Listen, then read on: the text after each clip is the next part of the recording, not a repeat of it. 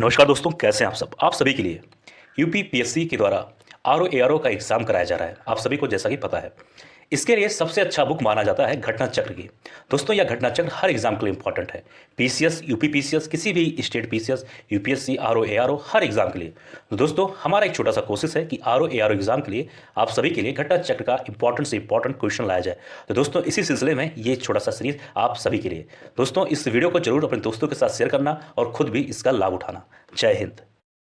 स्वागत है आप सभी का नालंदा यूनिवर्स 77 पर। कैसे हैं आप सब। आज मैं बात करने वाला हूं मॉडर्न हिस्ट्री यानी कि आधुनिक भारत के इतिहास के बारे में। और आपको जैसा कि पता है कि इस चैनल पर यूपीपीएससी प्रैक्टिस सेट चल रहा है आरओ एआरओ के लिए, तो जाइए इसका लाभ उठाइए और दोस्तों के साथ वीडियो को शेयर करिए। चलिए शुरू करते हैं आज का सवाल। पहला सवाल है, निम्नलिखित में से कौन 2 सितंबर 1946 को गठित अंतरिम सरकार में मंत्री नहीं था। सॉरी, ये तो फिलहाल कल का ही सवाल था। आगे सवाल है, ये वाला है, यहां से स्टार्ट है। तो पहला सवाल है कि निम्नलिखित में से कौन सी तिथि मुस्लिम लीग ने सीधी कार्यवाही दिवस हेतु सुनिश्चित किया था। अब ये चीज़ ध्यान देना, सीधी कार्यवाही दिवस क्या होता है और ये किसके द्वारा सुनिश्चित की गई थी। तो ये है मुस्लिम लीग। अब मुस्लिम लीग भी कब बना, इसके बारे में तमाम सारी बातें करेंगे। सवाल एक है, लेकिन इसमें हम ऐसे ऐसे चर्चा करेंगे ऐसी ऐसी चीज़ों पर कि आपको 4-5 सवाल इसमें आसानी से बन सकते हैं और कभी भी एग्जाम में आएगा तो उसमें आप आसानी से उसका उत्तर दे सकते हैं। फिलहाल अगर हम बात करें, सही उत्तर होगा डी में है कि 16 अगस्त 1946 को मुस्लिम लीग के द्वारा इसी तिथि को, इसी मतलब डेट को, इसी तारीख को सीधी कार्रवाई दिवस हेतु सुनिश्चित किया गया था। आखिर यह सीधी कार्रवाई दिवस है क्या, इसके बारे में जानते हैं। ध्यान देना, 16 अगस्त 1946 को मुस्लिम लीग द्वारा सीधी कार्रवाई दिवस हेतु सुनिश्चित किया गया था। वायसराय के अंतरिम सरकार के फैसले को नामंजूर करते हुए मुस्लिम लीग ने स्वतंत्र एवं संपूर्ण प्रभुत्व संपन्न पाकिस्तान राज्य की स्थापना की मांग की। क्या हुआ कि जो उस समय वायसराय हुआ करते थे, उन्होंने अंतरिम सरकार का जो फैसला दिया था, उन्होंने अंतरिम सरकार बनाने के लिए इस चीज़ की नामंजूरी यानी कि इस चीज़ को एक्सेप्ट नहीं किया मुस्लिम लीग ने, और वो चाहते थे कि उनका अलग एक स्वतंत्र रूप से बंटवारे के तहत पाकिस्तान की वो लोग मांग कर रहे थे। अब हुआ कुछ ऐसा कि, ध्यान देना, उक्त तिथि यानी कि जो यहां पर तारीख दिया गया 16 अगस्त 1946 को, ध्यान देना 16 अगस्त 1946 को दंगे फैलाना एवं आतंक का माहौल बनाकर यह प्रदर्शित करना था कि हिंदू और मुसलमान एक साथ नहीं रह सकते। इस कार्यवाही में नोआखाली क्षेत्र दंगे का प्रमुख क्षेत्र, यानी कि इस जो ये तारीख है 16 अगस्त 1946 को सीधी कार्रवाई दिवस, इसमें ये लोग ऐसा कुछ काम करना चाहते थे, जो मुस्लिम लीग था, कि ऐसा लोगों को दिखाना चाहते थे इस डेट को, इस तारीख को, कि हिंदू मुस्लिम एक साथ नहीं रह सकते, कहीं ना कहीं आपस में बैर रहेगा ही रहेगा। तो इसी डेट को, इसी तारीख को उन्होंने सीधी कार्रवाई दिवस का नाम दिया था। उसमें से एक उदाहरण है जहां पर सबसे ज्यादा दंगा हुआ था, उस एक सबसे जो क्षेत्र था उसका नाम था नोआखाली। ठीक है, समझ में आया। तो सीधी कार्रवाई दिवस कब मनाया जा, मतलब कब मनाया जा कह रहे हैं, मतलब कब सुनिश्चित किया गया था उस समय, तो 16 अगस्त 1946 को। ये किसके द्वारा, तो मुस्लिम लीग के द्वारा। इसका क्या कारण था, इसमें यह था कि ये लोग दंगा भड़का के ये ऐसा माहौल बनाना चाहते थे कि हिंदू मुस्लिम एक साथ नहीं रह सकते। समझ में आया। और इनकी मांग थी कि पाकिस्तान एक नया देश बनाया जाए। अगला सवाल है, निम्नलिखित संस्थाओं पर आपको विचार करना है और इनकी स्थापना वर्ष जो है का सही कालानुक्रम अनुसार व्यवस्थित करना है। फिलहाल यहां पर इनके वर्ष नहीं दिए गए, लेकिन हम उसके बारे में भी बात करेंगे। 4 यहां पर संस्था, जैसे कि पहला है बंग भाषा प्रकाशिका सभा, दूसरा है लैंड होल्डर्स सोसाइटी, तीसरा है बंगाल ब्रिटिश इंडिया सोसाइटी, चौथा है इंडियन लीग। इसमें यह बात करना है कि सबसे पहले कौन सी संस्था का स्थापना हुआ, उसके बाद।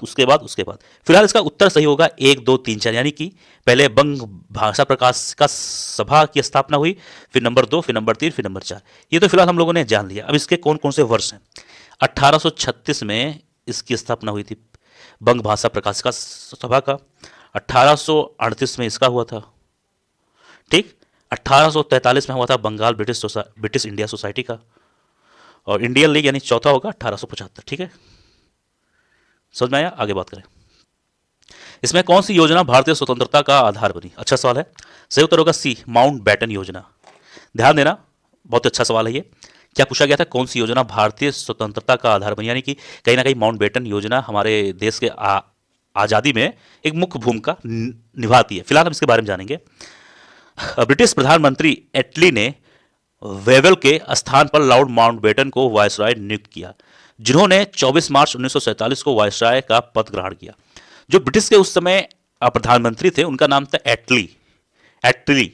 उस समय के जो वायसराय हुआ करते थे वेवेल वेवेल, उनको हटाकर इन्होंने लॉर्ड माउंटबेटन को वायसराय बनाया था और उन्होंने 24 मार्च 1947 को अपना पद ग्रहण किया। फिलहाल अब आगे सुनो। जिनका उद्देश्य क्या था कि भारत को पूर्ण स्वतंत्रता देना था। जो लॉर्ड माउंटबेटन थे, उनका पूरा उद्देश्य था कि भारत को पूर्ण स्वतंत्रता दिया जाए। माउंटबेटन ने क्या किया कि 15 अगस्त 1947 को भारतीयों को सत्ता सौंपने का दिन निर्धारित कर दिया, जो कि हम स्वतंत्रता दिवस मनाते हैं। लगभग 2 माह चली वार्ताओं के बाद माउंटबेटन इस निष्कर्ष पर पहुंचते हैं कि भाई अब विभाजन ही एकमात्र विकल्प बचता है। पहले माउंटबेटन ये नहीं चाहते थे कि भाई विभाजन हो जाए, फिर अंततः जब बातचीत होती है तो उनको ये लगता है कि अब विभाजन ही एक लास्ट ऑप्शन है और भारत को पूर्णतः स्वतंत्र किया जाए और अलग देश एक पाकिस्तान भी बनाया जाए। ठीक है, अतः उन्होंने एटिक के वक्तव्य के दायरे में भारत विभाजन की एक योजना तैयार की, जिसे माउंटबेटन योजना से नाम से जाना जाता है। जैसे कि माउंटबेटन योजना हम लोगों ने बात किया था। ठीक है, आगे बढ़ते हैं। अगला सवाल है कि भारतीय स्वतंत्रता अधिनियम, जिसे हम इंग्लिश में द इंडियन इंडिपेंडेंस एक्ट कहते हैं, ब्रिटिश संसद द्वारा कब पारित किया गया था? आसान सवाल कह सकते हो, इसका सही उत्तर होगा बी, जुलाई 1947 को। ध्यान देना, माउंटबेटन योजना के अनुरूप ब्रिटिश संसद द्वारा जुलाई 1947 में भारतीय स्वतंत्रता अधिनियम, जो कि द इंडियन इंडिपेंडेंस एक्ट 1947 पारित किया गया, जिसमें भारत और पाकिस्तान नामक दो डोमिनियन की स्थापना के लिए 15 अगस्त 1947 की तिथि सुनिश्चित की गई। यानी कि दो डोमिनियन मतलब इंडिया और पाकिस्तान। ठीक है, तो आपको यह जानना है। आगे बात करेंगे अगले सवाल पर। इसमें है कि भारतीय स्वतंत्रता अधिनियम 1947 प्रभावी हुआ था, तो ये कब प्रभावी हुआ था? सही उत्तर होगा सी, 18 जुलाई 1947 को भारतीय स्वतंत्रता अधिनियम प्रभावी हुआ था। समझ में आया? आगे बात करते हैं अगले सवाल के बारे में। ठीक है, वही जो अभी हम लोगों ने पीछे तुरंत बात किया, भारतीय स्वतंत्रता अधिनियम, या फिर उससे कह सकते हैं द इंडियन इंडिपेंडेंस एक्ट, तो वही सेम चीज़ है। कब प्रभावी हुआ था? तो 18 जुलाई 1947 को। ठीक है, अब प्रभावी मतलब कब लागू हुआ था। भारत के प्रथम एवं अंतिम भारतीय गवर्नर जनरल कौन थे? सही उत्तर होगा सी राजगोपालाचारी। भारत के प्रथम, ये चीज ध्यान देना, और अंतिम भारतीय गवर्नर जनरल कौन थे? तो वो थे सी राजगोपालाचारी। सी राजगोपालाचार्य जो थे वो 1948 और 50 के दौरान स्वतंत्र भारत के प्रथम भारतीय और अंतिम गवर्नर जनरल थे। ठीक है, आगे बात करते हैं। भारतीय राष्ट्रीय कांग्रेस के 1946 में मेरठ में आयोजित अधिवेशन की अध्यक्षता किसने की थी? अच्छा सवाल है। सही उत्तर होगा ए, जेबी कृपलानी जी ने किया था। इसमें है कि भारत विभाजन के समय जेबी कृपलानी भारतीय राष्ट्रीय कांग्रेस के अध्यक्ष थे। भारत विभाजन के समय में जब भारत विभाजन हो रहा था तो उस समय ये कांग्रेस, भारतीय राष्ट्रीय कांग्रेस के अध्यक्ष थे। ये इंपॉर्टेंट सवाल है, ये पूछा जा सकता है। ठीक है, ये जो है नवंबर 1946 में आयोजित मेरठ अधिवेशन में अध्यक्ष भी बने थे। समझ में आया? तो दो चीज आपको मालूम हो चुका है। ठीक है, आइए आगे बात करें अगले सवाल पर। अगला सवाल है इसमें कि सर्वोच्च न्यायालय की स्थापना के संबंध में निम्नलिखित में से कौन सा कथन सत्य है? ये पूछा गया है। 1 मिनट। ठीक है, कौन सा कथन सही है? 2 पॉइंट है। पहला पॉइंट है, ए है, मतलब पॉइंट नंबर 1 है कि कलकत्ता में सर्वोच्च न्यायालय की स्थापना जो है 1773 के रेगुलेटरी एक्ट के द्वारा की गई थी। और दूसरे में है कि लेमेस्टर इस न्यायालय के प्रथम मुख्य न्यायाधीश थे।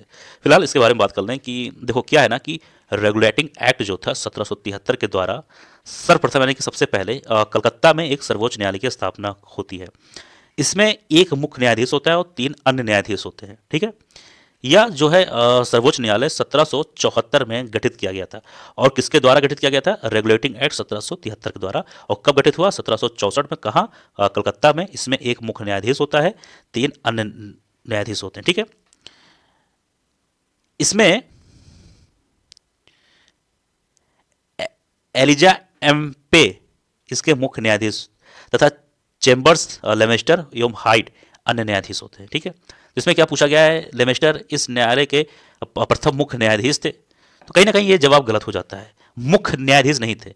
हाँ, अगर यहाँ सिर्फ होता कि यहाँ क्या लिखा है कि प्रथम मुख्य न्यायाधीश, तो ये गलत हो जाता। सिर्फ ये होता ना कि न्यायाधीश, तो ये सही होता। ठीक है, क्योंकि मुख्य न्यायाधीश में जो थे उनका नाम था एलिजा एम्पे। लिख देता हूँ, एलिजा एलिजा, एक मिनट, एलिजा एम्पे, ठीक है। और तीन लोग जो और थे उनका नाम था चेम्बर्स, लेमेस्टर, एवं हाइड। देखिए लेमेस्टर का नाम आया था लेकिन ये मुख्य न्यायाधीश में नहीं थे, ये सिर्फ न्यायाधीश में थे। आगे बढ़ते हैं अगले सवाल पर। लोक सेवाओं की परीक्षा इंग्लैंड तथा भारत में एक साथ करने की संस्तुति निम्न में से किसके द्वारा की गई थी? देखो इसका सही उत्तर होगा सी, यानी कि मॉन्टेगो चेम्सफोर्ड रिपोर्ट के द्वारा। ये चीज ध्यान देना, मॉन्टेगो चेम्सफोर्ड रिपोर्ट के द्वारा।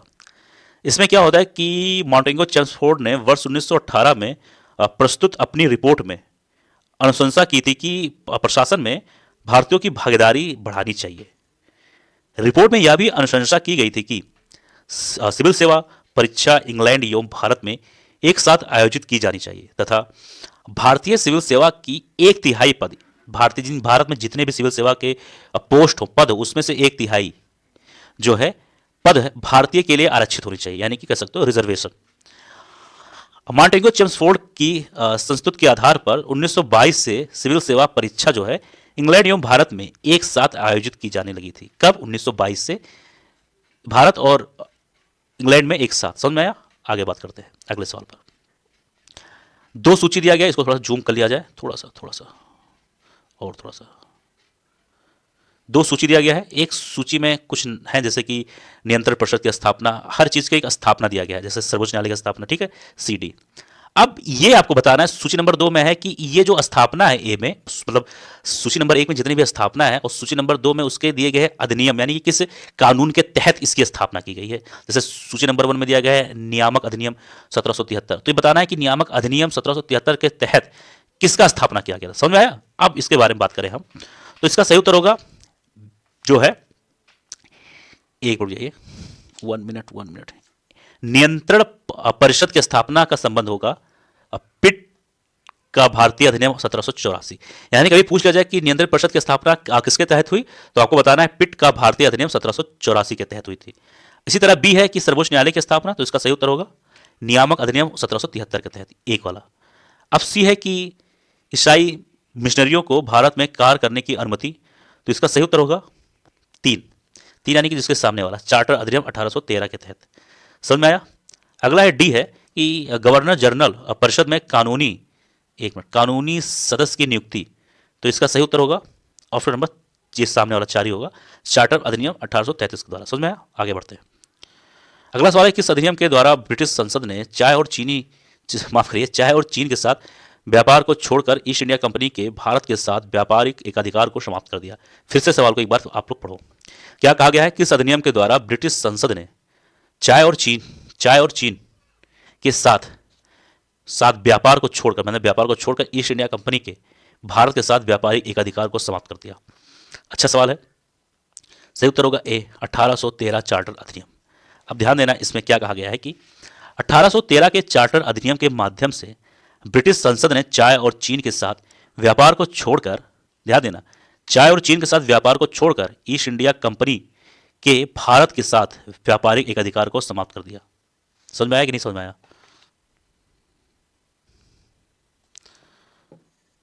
जबकि 1833 के चार्टर अधिनियम द्वारा कंपनी के समस्त व्यापारिक कार्य समाप्त कर दिए गए तथा भविष्य में कंपनी को केवल राजनीतिक कार्य ही करने थे। समझ में आया? इसका मतलब यह हुआ कि जो चार्टर अधिनियम 1813 है, इसमें यह बात बोला गया कि चाय और चीन के साथ तो व्यापारिक संबंध होगा, ठीक है, और जो ईस्ट इंडिया कंपनी जो है इसके साथ जो और लोग भी व्यापार करते थे उनको भी कुछ चीजें की छूट मिलने लगी थी धीरे धीरे। ठीक है, आगे बात करते हैं। निम्नलिखित में से किस वर्ष वर्तमान उत्तर प्रदेश का प्रायः संपूर्ण क्षेत्र बंगाल प्रेसिडेंसी के से अलग करके आगरा प्रेसिडेंसी के अधीन कर दिया गया? इसका सही उत्तर होगा सी, यानी कि 1834। समझ में आया? इसके बारे में बात करें तो चार्टर एक्ट 1833 के तहत 14 नवंबर 1834 को बंगाल का विभाजन जो है कर चौथी प्रेसिडेंसी आगरा प्रेसिडेंसी का निर्माण किया गया था। बंगाल प्रेसिडेंसी को इसमें अविभाजन करके एक चौथा बनाया गया था जिसका नाम था आगरा प्रेसिडेंसी। तो आपको दिमाग में आ रहा होगा कि 3 प्रेसिडेंसी जो थे उनका क्या नाम था, तो उनका नाम था बंगाल, बॉम्बे और मद्रास। समझ में आया? आगे बढ़ते हैं अगले सवाल पर। इसमें है कि निम्नांकित में से किस एक्ट के द्वारा भारत के गवर्नर जनरल को अध्यादेश जारी करने की शक्ति प्रदान की गई थी? सही उत्तर होगा बी, इंडियन काउंसिल एक्ट 1861 के द्वारा। ठीक है, समझ में आया कि नहीं? तो इसमें क्या है, इंडियन काउंसिल एक्ट 1861 के द्वारा गवर्नर जनरल को अध्यादेश जारी करने की शक्ति प्रदान की गई थी। यह आदेश जो है या मतलब यह अध्यादेश जो है ज़्यादा से ज़्यादा 6 माह तक ही लागू रह सकते थे। 6 माह तक ही ये वैलिड थे, उसके बाद में अनवैलिड हो जाते थे, फिर से उसको वो करना पड़ता था, आगे के लिए फिर से लागू करना पड़ता था। सिर्फ 6 महीने के लिए इसका मैक्सिमम टाइम होता था। तो दोस्तों यह था आज का वीडियो। मुझे उम्मीद है वीडियो पसंद आया होगा। कोई दिक्कत, कोई परेशानी, कोई भी दिक्कत हो, समझ में ना आया हो, जरूर कमेंट बॉक्स में लिखिए। मिलते हैं किसी और वीडियो में। जय हिंद, जय भारत।